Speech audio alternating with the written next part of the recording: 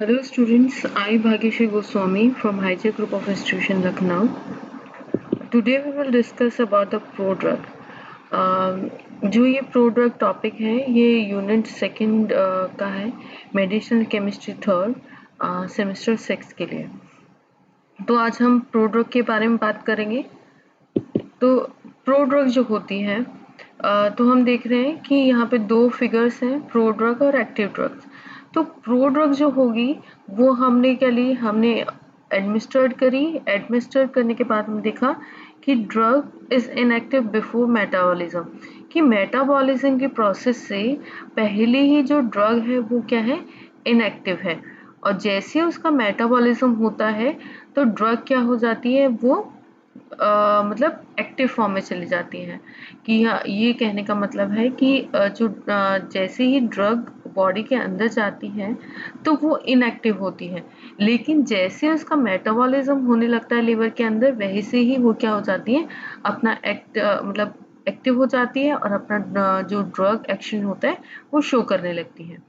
इसी तरीके से हम एक्टिव ड्रग की बात करें तो एक्टिव ड्रग में क्या होता है, हम डायरेक्ट ड्रग लेते हैं जो एक्टिव फॉर्म में होती है और वो जहाँ पे उसको जाना होता है, जहाँ पे उसको अपना इफेक्ट शो करना होता है, वो डायरेक्टली वहाँ पे अपना इफेक्ट क्या करती है, शो करने लग जाती है।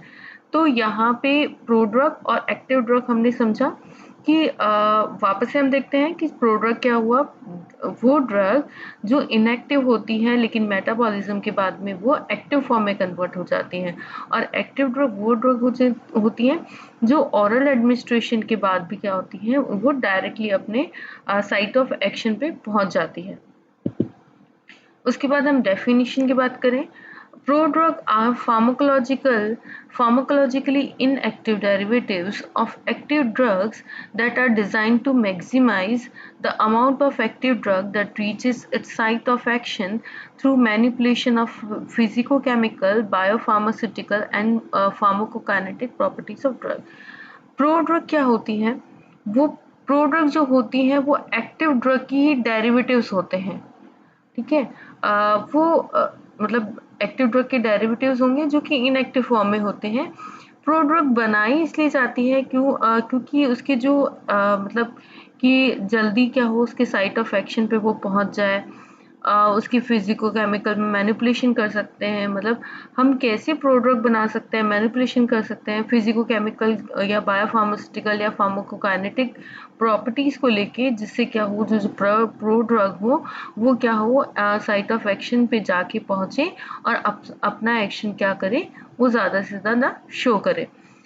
They are converted into active drug within the body through enzymatic or non-enzymatic reactions.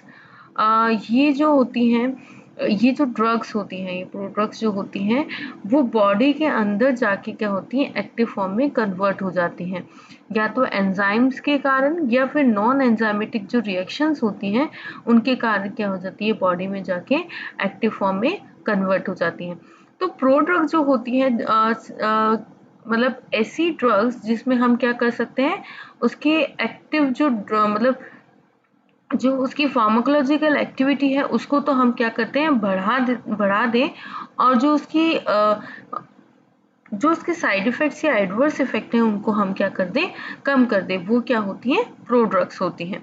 जो प्रोडक्ट्स होती हैं वो बॉडी के अंदर जाके ही एक्टिव फॉर्म में कन्वर्ट होती हैं, या तो वो किसी एंजाइम के थ्रू होंगी या फिर दूसरी रिएक्शन के थ्रू क्या होंगी, ये कन्वर्ट होने लग जाती हैं। उसके बाद हम यहाँ पे बात करें कि प्रोडक्ट का कॉन्सेप्ट क्या होता है।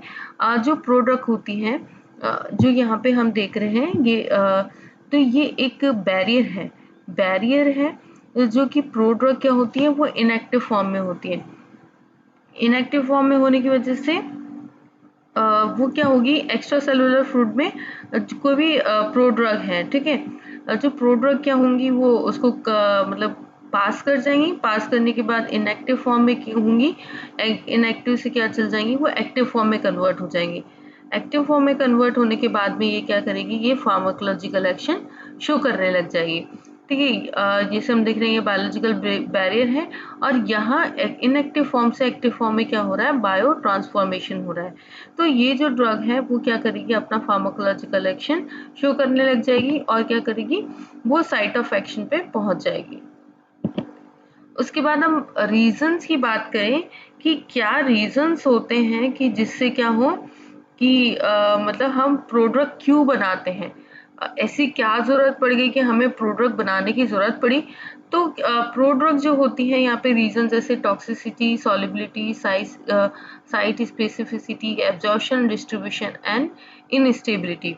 तो जो प्रोडक्ट्स होती हैं उनको हम क्या करते हैं, जैसे उसकी टॉक्सिसिटी जो होती है उनको हम कम करने की मतलब कम करने के लिए हम प्रोडक्ट को बनाते हैं कि और सॉल्युबिलिटी मतलब उसकी इम्प्रूव मतलब जो सॉल्युबिलिटी है वो इंक्रीज हो जाए, इसलिए प्रोडक्ट को बनाया जाता है, ये इसका रीज़न है। और उसके बाद है साइट स्पेसिफिसिटी। इससे इससे क्या होगा, इसमें हम साइट जो स्पेसिफिसिटी होती है उसको हम इंक्रीज करते हैं। ड्रग की हम साइट स्पेसिफिसिटी को क्या करेंगे, इंक्रीज करेंगे। और जो ड्रग का एब्जॉर्प्शन और डिस्ट्रीब्यूशन है उसको भी क्या करेंगे, यहाँ पे इंक्रीज करेंगे। इसीलिए ही क्या होता है, प्रोडक्ट बनाई जाती है।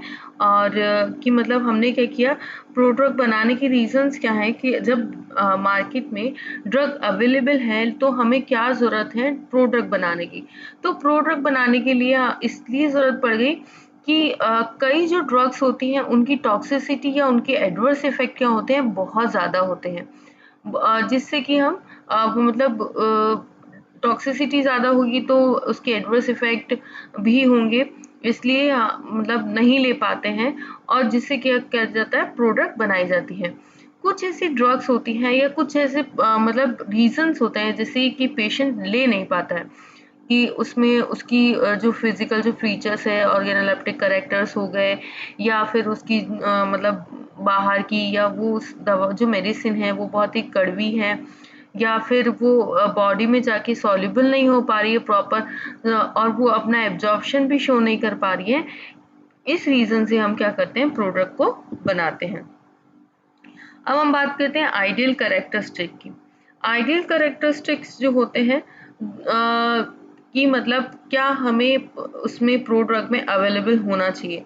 जो प्रोडक्ट्स होती हैं वो मतलब कम एक्टिव होनी चाहिए पेरेंट कंपाउंड से,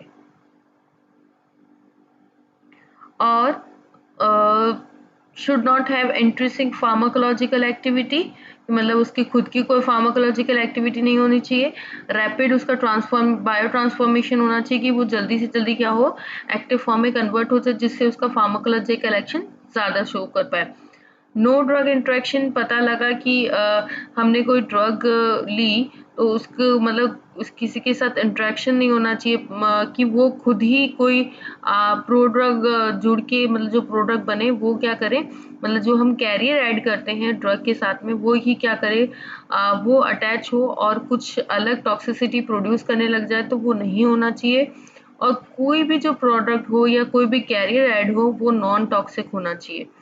ठीक है, कैरियर मॉलिक्यूल जो होने चाहिए वो नॉन टॉक्सिक होने चाहिए, जो हमने पढ़ा।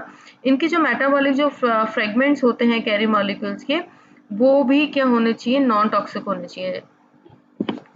अब हम हिस्ट्री की बात करते हैं। हिस्ट्री में क्या है, यहाँ पे हम देखते हैं कि 1899 में मिथेनेमिन की फर्स्ट इंटरनेशनल प्रोड्रग आई। 1899 में मिथेनेमिन की फर्स्ट इंटरनेशनल प्रोड्रग आई। उसके बाद 1935 में प्रोटोन सेल एंटीबायोटिक आई। प्रोटोन सेल एंटीबायोटिक के बाद में 1958 में एड्रिन एल्बर्ट ने फर्स्ट टाइम क्या किया था, प्रोडक्ट को इंट्रोड्यूस किया था।